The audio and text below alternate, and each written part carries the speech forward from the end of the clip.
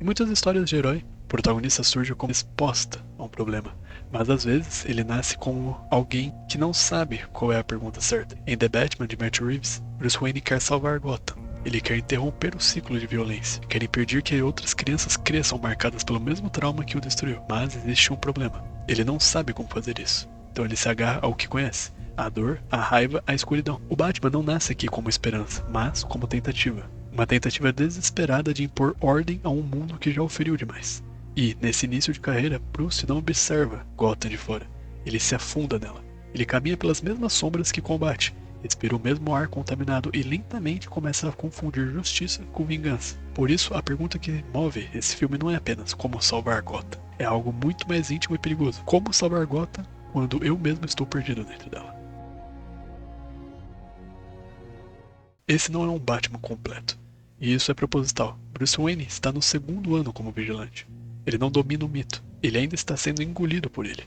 Ele não construiu o Batman para inspirar. Ele construiu para punir. Desde criança, Bruce não superou a morte dos pais. Ele se afundou nela.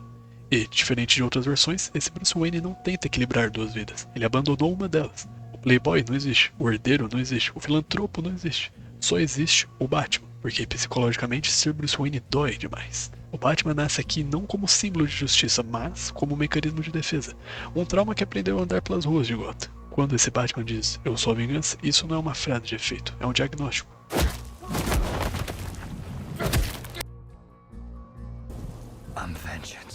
Bruce Wayne não quer consertar o mundo. Ele quer devolver a dor. Cada soco, cada osso quebrado, cada criminoso aterrorizado é Bruce tentando convencer a si mesmo de que o caos pode ser controlado. Mas ele não pode. Esse Batman não é movido por esperança. Ele é movido por raiva contida. E raiva, quando não é compreendida, vira obsessão. Ele não dorme, ele não se conecta, ele observa. Como um detetive, como um fantasma. O Batman de Pattinson não olha para Gotham de cima. Ele anda entre os becos. Ele sente o cheiro da podridão. E no fundo ele acredita que faz parte dela. Gotham não é cenário, é personagem aqui.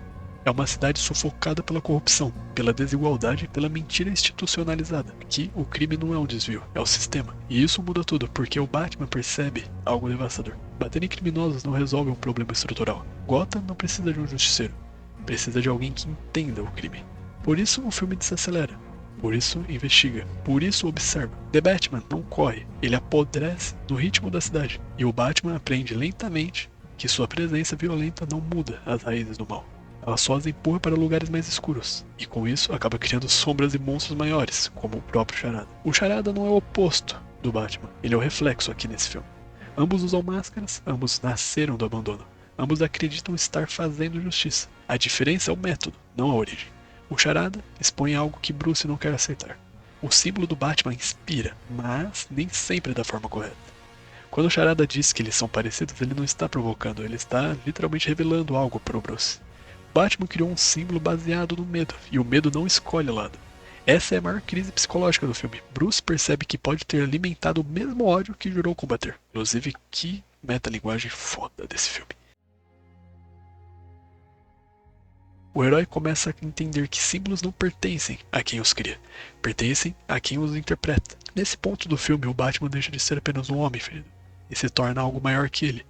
E isso o apavora, porque agora cada ação tem consequência simbólica. Cada escolha educa Gotham, para a luz ou para o caos. Bruce entende que ser o Batman não é sobre o quanto ele aguenta apanhar, mas sobre o que ele ensina ao mundo quando o levanta novamente. Ele não pode mais ser só vingança, porque vingança gera discípulos perigosos. A enchente é mais do que um clímax narrativo. É um rito de passagem. Pela primeira vez, Batman não surge das sombras para punir, mas da escuridão para guiar. Ele estende a mão, ele ilumina o caminho e ele caminha à frente. O símbolo aqui muda. O medo dá lugar à confiança, a distância dá lugar ao toque humano. Bruce Wayne entende algo fundamental. Gotham não precisa temê-lo, precisa segui-lo. Esse é o momento em que o Batman nasce de verdade. Não como vingança, mas como esperança dolorosamente conquistada. Inclusive, que cena final incrível que esse filme tem. E o monólogo final também eu acho, mano, incrível, cara. Cinema, absolutamente cinema. I have had an effect here. Not the one I intended. Vengeance won't change the past, mine or anyone else's. I have to become more. People need hope.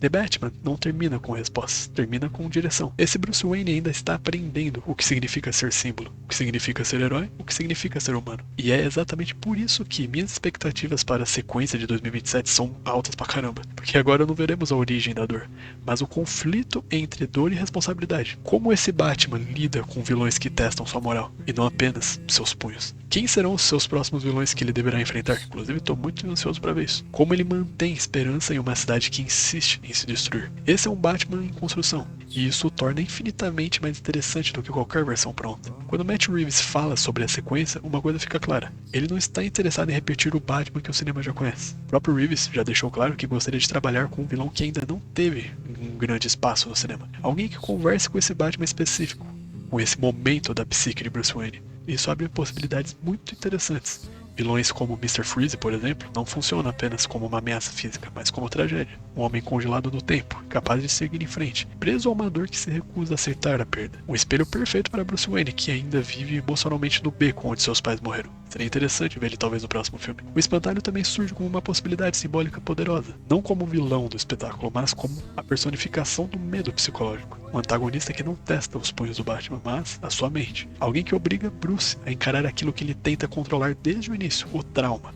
o pânico e a fragilidade que ele insiste em mascarar com violência. Inclusive, eu acho que seria bem interessante, no caso do Espantalho, no próximo filme, porque por mais que ele tenha aparecido na trilogia do Nolan, nos 3 filmes ele é bem subutilizado, né? Ele é basicamente um vilão secundário. E eu acho que a gente sabe o potencial incrível que o Espantalho tem como vilão principal. É só vocês verem aqui os jogos da saga Arkham. Aquela parte dele no Arkham Asylum é incrível no jogo, e ele como vilão principal lá do Arkham Knight é bem interessante. Então eu acho que num filme seria bem legal ver como que o Matt Reeves trabalharia ele. E então existe Hush, um vilão que não ataca Gotham, ataca Bruce Wayne, que não quer destruir a cidade, mas desmantelar a identidade.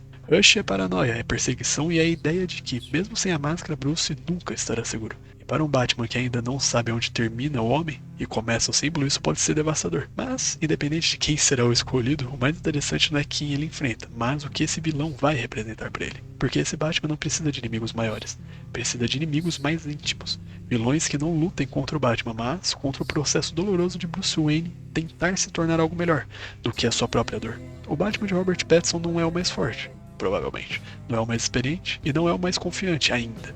Mas é o mais humano.